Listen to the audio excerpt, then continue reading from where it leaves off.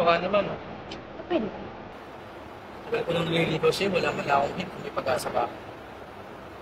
Ano, sasagutin mo na ba ako o dito ka lang kaya? Ay, kailan ka lang naman ang ligaw, right? Tsaka, di naman ako pumayag eh. Ikaw lang itong makulit eh. Kasi kung hindi kita pipilitin, hindi mo malalaman na malinis ang intensyon ko sa'yo. Sa ano bang problema? Single ka? Single ako. Pwede tayo. Unless na lang kung may dark secret ka. Siguro may sugar daddy ka, no? Huh? Ayos judgmental. Naku, Ray, dapat kilalanin mo muna ako. Hindi yung madalos-dalos ka. Baka ang ending yan, sa una ka lang magaling. Tapos, ang ending, mangiiwan ka rin pala. Kaya masusubukan natin eh. Kaya natin mag-work. Di ba? Eh, naku, Ray, mas mabuti pa ang mag-back to work ka na lang. At sige na, tumubin. Ano, lover boy? Busted? Ang hirap sa'yo eh. Pinipilit mo yung sarili mo kay Irish. Dito naman ako. Ako nga, tigilan mo nga. Ito na ako. Saka ito tandaan mo. Friends lang ang tingin ko siya. At ito din ang tatandaan mo. Friends lang din ang tingin sa'yo ni Irish. Ewan ko sa'yo. Dapat na.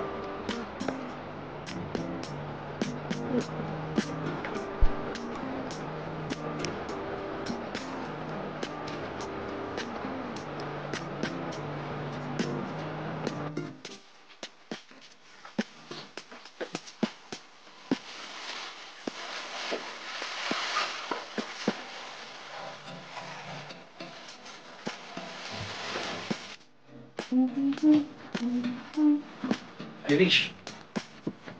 Irish. Ano, Ray? Pansayin mo naman ako. Bigyan mo naman ako ng chance kahit kaunti lang. Promise hindi ka magsisisi. Ay, naku, Ray. Narinig ko na yung promise na yan. O sige, ganito na lang. Total, day out naman natin parehas bukas. Pumunta ka bukas sa bahay ng alas 10 ng umaga. Magdala ka ng pineapple juice. Pero, huwag na huwag ka malilate. Ayoko ng late. Okay? Happy po ba? Ayos! Nimbang tayo magad. Apakala din nun. Ang fast. Makaligo na nga ng 10,000 times. Starting today. Let's go!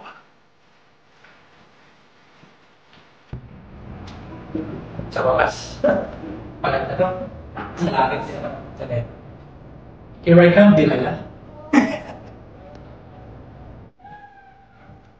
Ito na tayo. Pasok mo. Ito na yan. Baho. Ako po.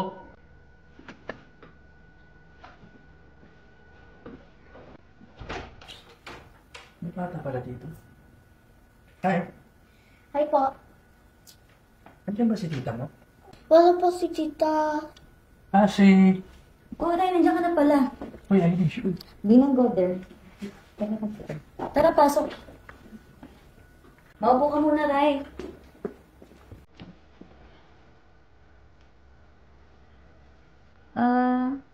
Labahin mo ba yung pineapple juice na pinapabili ko? Ha? Oo. Ay na ba? Huh? Ano ba yun na? Oo. Favorite kasi ito ng Dino. Kasi, kung manlagay ka sa akin, kailangan si Dino muna papasakit mo. Kapag umokay kay Dino, okay na din sa mami. Dino, your favorite. Thank you, Mommy. Ha? Mami? Huh? Mami tawag sa'yo? Ah, pamangkin mo. Hindi. Mami ako ni Dino. Anak?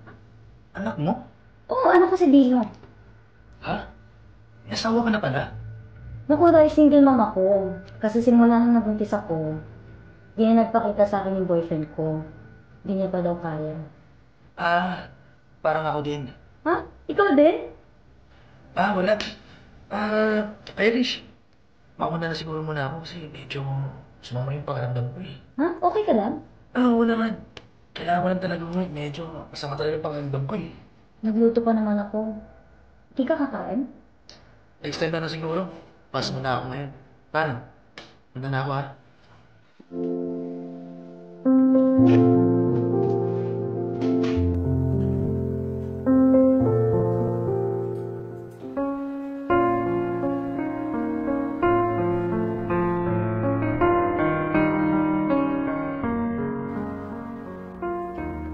Uy, Ray, balita ko, pumunta ka daw kay na Irish, ah.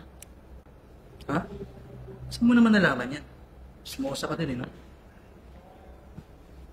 Chismosa agad. Kaya si Kimpoy, katabi nila na unit yun. Chismosa yun. E di malamang eh, sinabi na yun sa buong kumpanya natin. Alam na yun lahat. Wala yun. May inabot lang ako, saka ayoko nang marinig yung pangalan niya, nakakadiri. Nakakadiri? Oh, ba't parang diri-diri ka na ngayon kay Irish? Samantalang dati, parang kinakain mo na siya sa isip mo. Ano decision ka din eh, no? Hindi ah. Saka ayoko di ako napatid sa single mo. Kadiri. Oh, may +1 na pala si Irish. So, malihim pala yung babaeng mo. Malandri.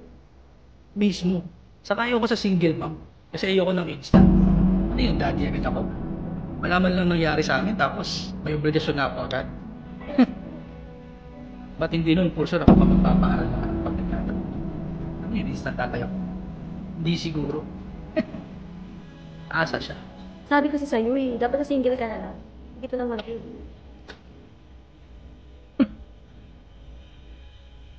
Irish? Wow! Ganyan pala ang tingin mo sa akin kasi single mom ako. Oh, andito na pala ang diskrasyan. Pwede ba, Irish? Huwag ka nga magmalis para makuha mo yung mga simpatya ng tao dito. Kala mo kung sino Santa Santita. Mami, tama na please. Irish, sorry pero hindi ko talaga kayang mahalin ng mga tulad mo. Kasi ako binata. May pangarap din ako pero hindi yung tulad. Wow! Ano akala mo? Gusto kita. Makulit ka lang kaya pinagbiyak kita makilala ko at ang anak ko. Oo, ate, disgrasyata. Pero minahal ko yung nag-iisang tao nang iwan sa amin ng anak ko. Ang kakapal ng mga mukha niyo. Ano tingin sa sarili mo? Hindi linis niyo? Ano akala niyo sa akin? Pagpapakargo kasama ng anak ko? Ikaw, Ray, ito tatandaan mo. Nabuhay kami ng kaming dalawa lang at mabubuhay kami kahit kaming dalawa lang.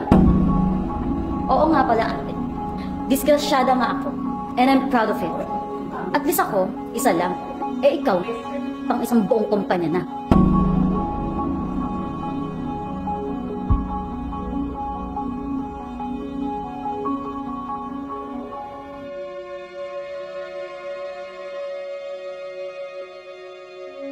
Mama, are you crying? I'm not crying.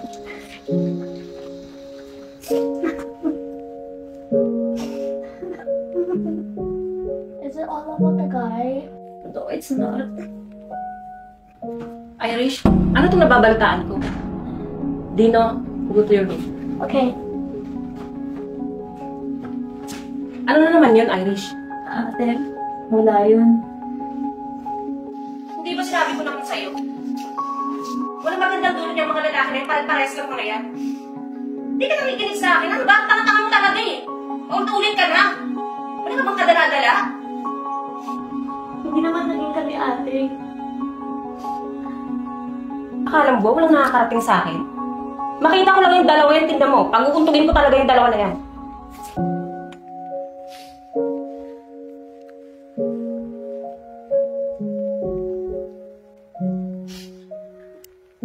Alam mo, nakakatawa doon. Pagdating ko, sumalubong sa akin bata. Sino daw yun? Ayun, nung tinanong ko siya, akala ko pamangkin niya. Sige naman pala siya. Anak pala niya yun. Aray ko. Akala niya si... Yung patang gusto ko pa sa single, ma'am. Hindi. Single dyan, no? Inuwian ko siya ng bukod ako.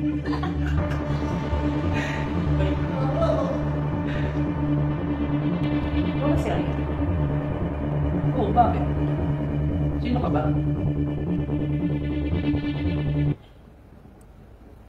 Mayabang ka. Ba?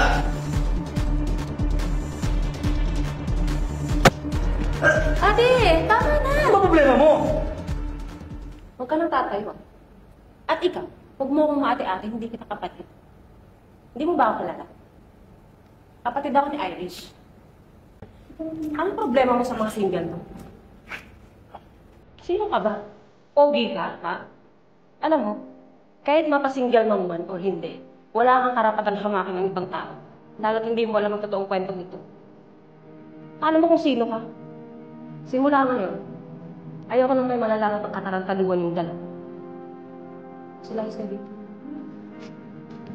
Natalia. Okay ba? Teka lang. Okay na. Akin eh. Pag-uwi mo. Ito ka.